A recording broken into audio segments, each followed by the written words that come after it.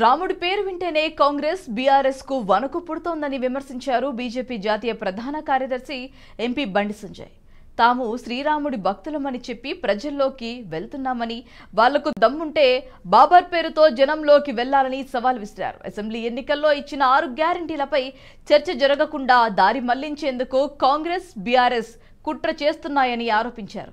ఎవరెన్ని కుట్రలు చేసినా పార్లమెంట్ ఎన్నికల్లో ఇటు తెలంగాణ అటు కేంద్రంలో బీజేపీ గెలుపు ఖాయమని ధీమా వ్యక్తం చేశారు బండి సంజయ్. రెండో స్థానం కోసమే కాంగ్రెస్ బీఆర్ఎస్ పార్టీల మధ్య పోటీ అని ఎద్దేవా చేశారు.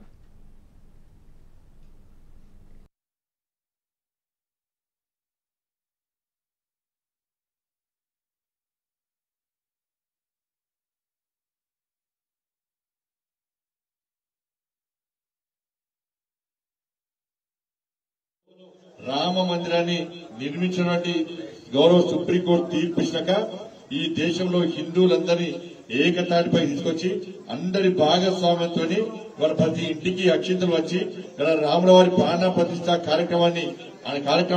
కార్యక్రమాన్ని అందరికీ చూపించినటువంటి పరిస్థితి మనం ఆలోచించుకోవాలి.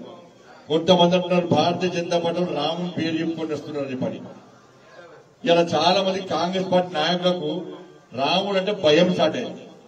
బీఆర్ఎస్ పార్టీలకు రాముడు అంటే భయం స్టార్ట్ అయింది. వాళ్ళే ఏమంటున్నారు రాముడి పేరు ఎప్పుడు వస్తున్నారని చెప్పంటాడు. కేసీఆర్ కొడుకు ఏమంటాడు జై శ్రీరామ్ అన్న రాముడి పేరు చెప్పాలి, బీజేపీలో తొక్కాలి. అంటే బీజేపీలో తొక్కాలంటే ఏమన్నాడు? బీజేపీలో ఎవరు భక్తులు బాధ్యతతో చెప్పుకుంటున్నారే కదా. అంటే బీజేపీ కార్యకర్తలు తొక్కుతామంటే ఏమన్నట్టు? ఆయన దేవుడిని నమ్మడు కాబట్టి, దేవుడిని నమ్మని నాస్తికుడు కాబట్టి, ఇక్కడ పార్లమెంట్ అభ్యర్థిగా పోటీ చేసే వ్యక్తి దేవుడిని నమ్మని నాస్తికుడు కాబట్టి వీళ్ళందరూ ఒక్కటై ఇలా రాముడికి వ్యతిరేకంగా, అయోధ్యకు వ్యతిరేకంగా, బీజేపీకి వ్యతిరేకంగా, హిందూ ధర్మానికి వ్యతిరేకంగా ఏ విధంగా సమాజాన్ని చీల్చే ప్రయత్నం చేస్తారో బీఆర్ఎస్ పార్టీ గురించి ఇలా ప్రజలు జాగ్రత్తగా ఉండాల్సిన అవసరం ఉంది. కాంగ్రెస్ పార్టీలు కూడా ఇలా బీజేపీలు రాముడి పేరు ఎప్పుడు వస్తున్నారు, రాముడి పేరు పక్క పెట్టినామంటే రాముడి పేరు అరే బాగా చెప్తా రాముని వారసులం, రాముని ఇష్యూ ఓటేమని ఇక్కడ చెప్తలేము మేము. బాగా చెప్తా అయోధ్యలో రామ మందిరం నిర్మాణం జరిగిందని మాత్రం పక్కా చెప్పుకుంటున్నాం. మీరు చెప్పుకోగలదు అంటున్నారు. నాకు అర్థం కాదు. మీరు చెప్పుకోగలుగుతారా? నేను చెప్పినా మీరు రాముని పేరు మేము చెప్పుకుంటున్నాం. నీకు ఇష్టం లేకుండా నువ్వు బాబర్ పేరు చెప్పుకో, లేకుంటే ఇంకో పేరు చెప్పుకో. అయోధ్యలో జరిగిన విషయం చెప్తున్నాం మేము. గౌరవ సుప్రీంకోర్టు తీర్పు గురించి మేము ప్రస్తావిస్తున్నాం. కాబట్టి దయచేసి ఆలోచన కాదు.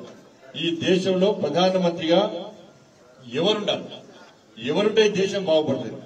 ఎవరు 370 ఆర్టికల్ రద్దు చేశారు, ఎవరు త్రిపుల్ తలాక్ను రద్దు చేశారు, ఇవన్నీ ఆలోచించి ఇలా వాస్తవ విషయాలు ఆలోచించి ఇలా నరేంద్ర మోడీ గారిని మళ్ళీ ప్రధానమంత్రి చేయాలంటే మీరు నాకు ఓటేస్తే నేను పోయి నరేంద్ర మోడీ గారికి ఓటేస్తా.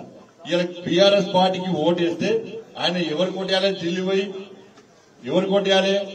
ఓటేయాలంటే వాడు అభ్యర్థి లేడు వాళ్ళకి ఢిల్లీలో. కాంగ్రెస్ పార్టీకి ఓటేస్తారు. కాంగ్రెస్ పార్టీలో ఎవరు కొట్టాలి? రాహుల్ గాంధీ ఇంకోటి ప్రధానమంత్రి అవుతారా? వాళ్ళే పోతే మా ప్రధానమంత్రి కాబట్టి ప్రధానమంత్రి అభ్యర్థి లేని వాళ్ళే చెప్తున్నారు. కాబట్టి వాళ్ళు ఇద్దరికి ఓటేస్తే అది ఓటు వృధా అవుతుంది. కాబట్టి ఇలా మీ అమూల్యమైన ఓట్లు విలువ కాబట్టి ఇలా గతంలో నాకు ఓటేస్తే వాళ్ళ దేశం మొత్తం